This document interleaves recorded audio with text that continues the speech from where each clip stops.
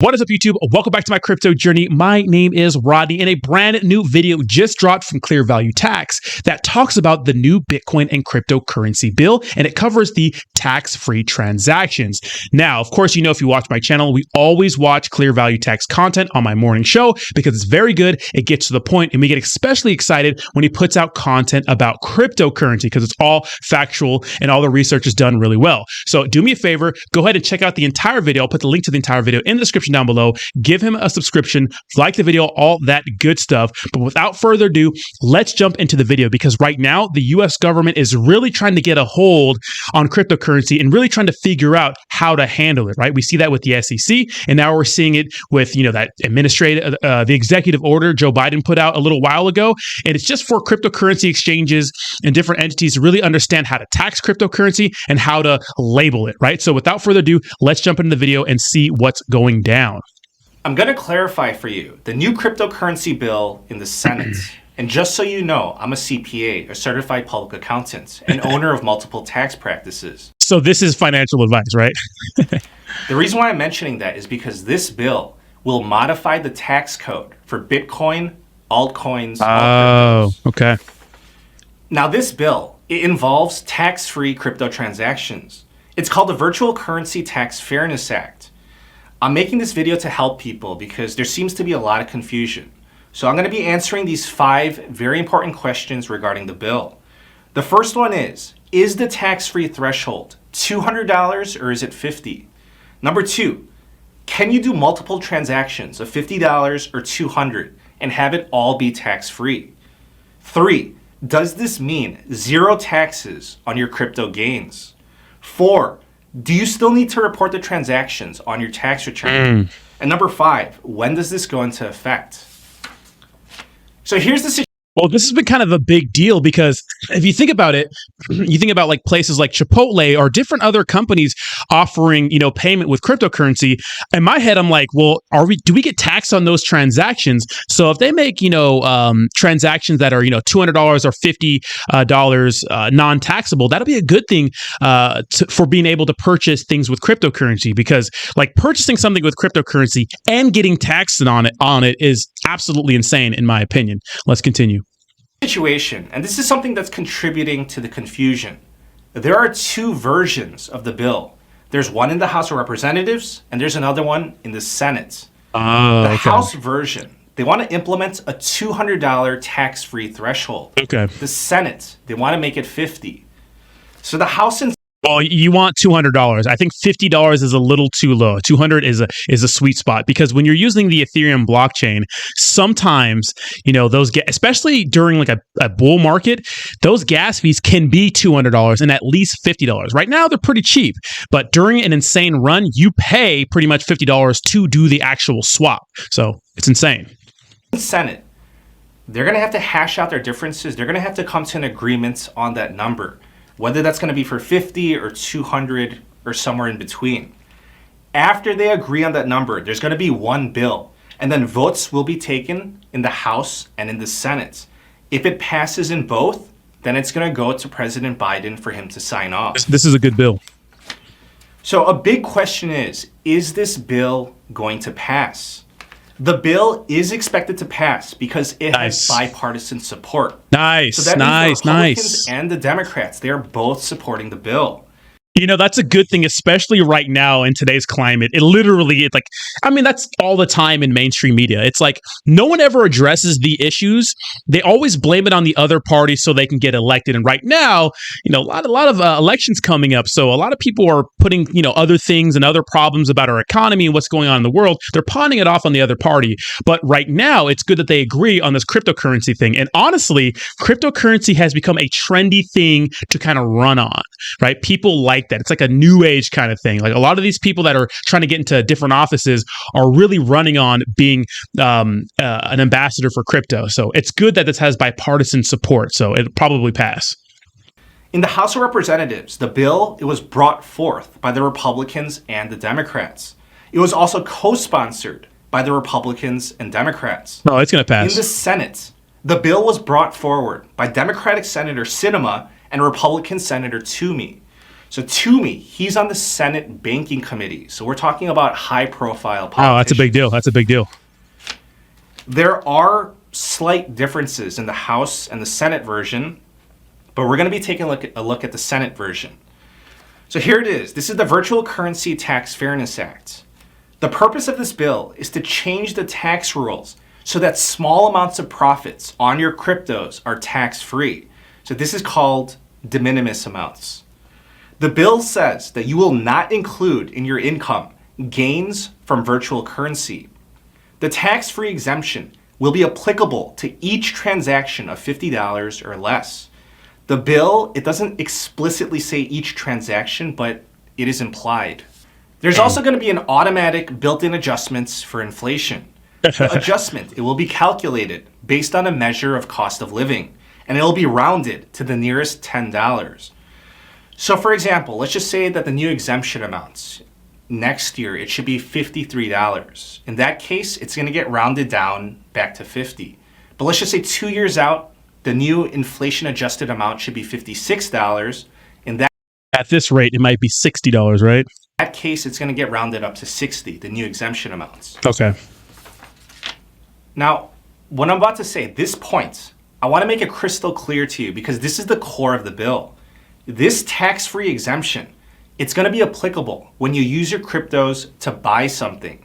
So for example, we're talking about using your Bitcoin to buy a cup of coffee or a personal. That's huge. That's huge. Like I talked about earlier, like going to Chipotle or going to like Amazon to use your cryptocurrency to buy something and then getting taxed on top of that if it's under $200 is kind of like, what's the point? It's actually ridiculous. So this is a big deal. Personal item or personal services. If you sell your Bitcoin or any altcoin for a stable coin, let's just say USDT, that transaction is not going to be tax-free. Wow. That will be excluded from tax exemption because that would be considered a sale for cash or cash equivalents. Yeah. Okay. So stable coins, you can't. So say, for example, like sometimes people, especially traders, when they see maybe something in the market that doesn't look so favorable, they'll transfer their Bitcoin into like something like USDT or something like that, a stable coin, and get back in. So they're able to trade freely between Bitcoin and a stable coin. Well, you're still going to get taxed on that event because it is a cash equivalent. So that does make sense. And I figured they'd get to that loophole eventually, right? Just because you're not turning it into fiat doesn't mean it's not going to get taxed. Now, let me tell you what this bill is trying to solve. The current situation is like this. If you use Bitcoin to buy a cup of coffee, that is a taxable transaction that needs to be reported to the IRS on your tax return. So does that sound overburdensome? Absolutely. Annoying? Yes, absolutely it is. Now, here's the sequence of events. So let's just say that you bought Bitcoin yesterday, and today you use that Bitcoin to buy a cup of coffee. The IRS sees that transaction as you took your Bitcoin, you sold it for dollars, and then you used those dollars to buy the coffee.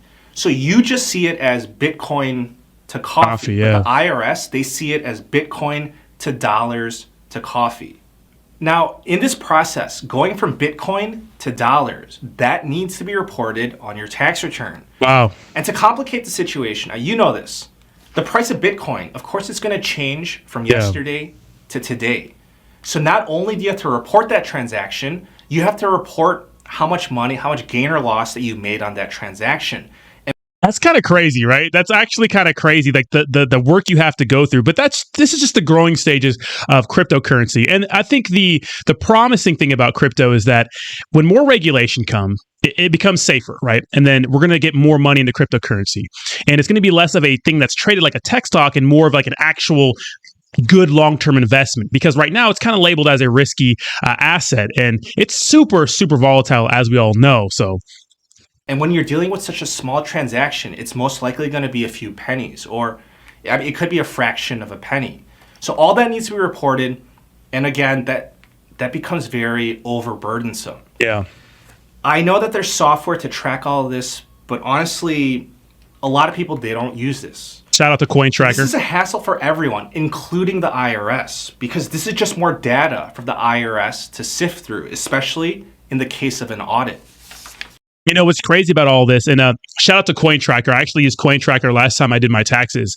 But yeah, I mean, the IRS simply does not have the strength to go through every single one of these transactions. And look at, they're only dealing with centralized exchanges right now. We're not even talking about DeFi. We're not talking about MetaMask wallets and these hot wallets that have no name or information about you tied to them. It's your personal it's your personal responsibility to take the information with an app like CoinTracker and track all of your trades in all of these wallets. But a lot of people don't do that, and I think right now the IRS doesn't really have the manpower to go through all of those things. But let me tell you, they're getting that manpower. They have to get that manpower. And look at decentralized exchanges. When you send money from a hot wallet, like a wallet that doesn't have any of your information attached to it, to these centralized exchanges, I have a feeling that down the road, if need be, if you get audited, these centralized exchanges are going to have to give that information to the IRS or whoever is requesting it so they can look in to see who's been sending your account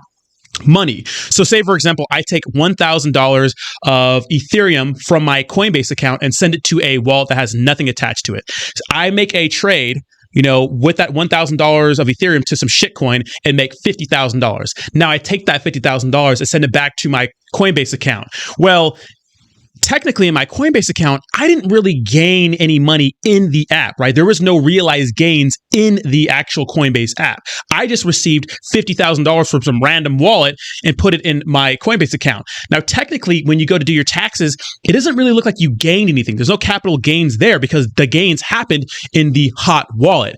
So right now you might be able to get away with that stuff, but it is your responsibility to report those things to the IRS. And in the future, I believe that if you don't report those things, they're going to be able to find out. It's going to look suspicious when you're getting tens of thousands of dollars deposited into your centralized exchange account, cashing that out for fiat and not reporting that to the IRS. So, be careful out there and make sure you report your taxes properly. So the House and Senate, they came up with this bill to get rid of this headache, to make the process easier. They're basically saying for any small transactions, just don't worry about it. It's tax exempt. The House is saying a $200 threshold. The Senate is saying a $50 threshold. So that's a high-level overview of the bill. Now let me give you the details. Let's say that you try to be clever and you try to game the system. Let's say that you made a ton of profits in cryptos and you want to buy a Lambo for $300,000 to celebrate. Okay. You are not allowed to break it up. You want to pay for the Lambo. You're not allowed to break it up into 6,000 transactions of That's exactly what I thought about. This is exactly what I thought. I was like, well, what if you break up, what if you're buying one big thing and you break up all those transactions? That's exactly what was going on in my mind. So you cannot do that. $50 a piece. So you can't do that and get it tax-free. So they already thought of that. They put in place the aggregation rule. This means that if you make multiple transactions, but it's really for the same transaction, tax exemption will not apply. It'll be aggregated and you're going to be viewed as one transaction. So please do not get in trouble like that. Another issue that I want to address, because I'm just trying to keep you out of trouble.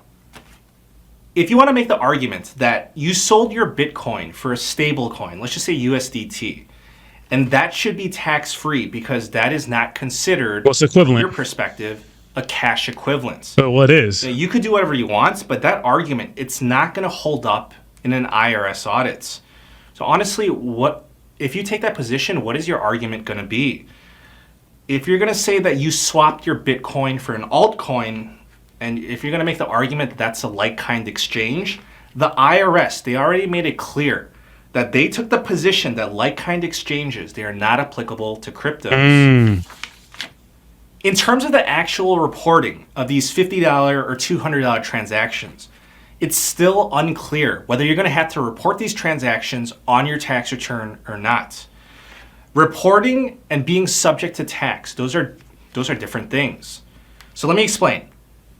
I'm going to give you two examples. So the first one is if you rent out your home for 14 days or less, you don't report that on your tax return.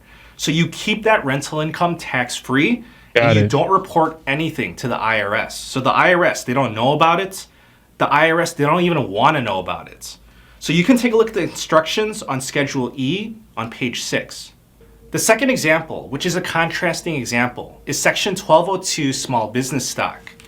So in this situation, you get to exclude up to 100% of your profits. But in this situation, you still need to report it on your tax return, even though it's going to be tax-free. So the IRS, they want you to report it, they want to see it, but again, it's going to be tax-free. Got it. So we know that the transactions for this bill will be tax-free. However, we don't have clarification on whether the transactions will still need to be reported on the tax return or not. Well, that's still a pain in the butt, especially if you're a person that likes to really trade a lot of shitcoins, right? Small cap community tokens that pop up left and right on Uniswap or PancakeSwap or any other decentralized exchange. So that's going to be something you're going to have to take a look at. And the best way to do that is to keep it all in one wallet. But I know a lot of us don't like keeping everything in one hot wallet. We like to break things up because for privacy's sake. But if you're going to if you're going to operate like that, well, then you're going to have to think about at the end of the year, when you need to do taxes, you're going to have to get all those wallet addresses and run them through CoinTracker. Now, a good idea would be like, hey, maybe have one wallet for, maybe some good DeFi plays, like a good cold storage wallet, like Ledger or something like that. That'll be for all your good, like, DeFi plays, like the real strong cryptocurrency projects that you don't want to have on an exchange. Because keep in mind, yes, Binance is great, Coinbase is great, but, if things go wrong or if they go bankrupt, there's no like insurance that you're going to keep all your cryptocurrency. It just kind of goes poof. I mean, think of Voyager and Celsius. So getting a cold wallet is probably the best way to go. So if you're going to gamble with shitcoins and small cap community plays, maybe have a separate wallet for that and keep all your responsible plays, your Cardanos, your Ethereums, your BNB, those cryptocurrency projects on like in a cold storage wallet. So at the end of the year, when you have to file your taxes, you don't have to add two wallets to your CoinTracker app. And again, these bills, they're not final. They're going to be modified. So the reporting requirements, they have not yet been determined. Now, this bill, it is expected to be voted on in late 2022, or it might even get pushed into 2023. Okay. The bill, it says that it would cover all hopefully it's 2023 so we can get away with some more things this year on our taxes, right? Transactions that occur in 2023 as shown by the effective dates. Okay. Please let me know in the comments down below your opinion of this bill. If this bill passes, people are saying that it would be a huge victory for the adoption of cryptocurrency. Absolutely. Senator Toomey said, while digital currencies have the potential to become an ordinary part of everyday American life, our current tax code stands in the way. Congressman Emmer said, this common sense bill will finally allow Americans to use their digital wallets as seamlessly as cash. Jerry Brito, executive director of Coin Center, said, this would foster use of crypto for retail payments, subscription services, and microtransactions. So I hope this helps clarify the whole situation in the bill regarding the Virtual Currency Tax Fairness Act. Please subscribe. I'll keep you updated. I thank you for the support, and I wish you a very nice day. Awesome video. Very, very awesome. Go to hit that clickety-clack that like button. Already subscribed. Notifications on. Very, very awesome bill. I think this is good for cryptocurrency. I think this is a step in the right direction. Being able to make small transactions without having to worry about, taxable events every single time you use your wallet to buy some Chipotle or maybe buy a quick something at Walmart or maybe using the Lightning Network to purchase some McDonald's or something like that. You don't have to worry about those small transactions being taxed because, if that's the case, then what's the point of having cryptocurrency or having digital currencies if it's going to get taxed and then you're going to have to pay for something, right? So let me know what you think in the comments down below. Thank you so much for watching. This is one step in the right direction, and I'll talk to you soon. Peace.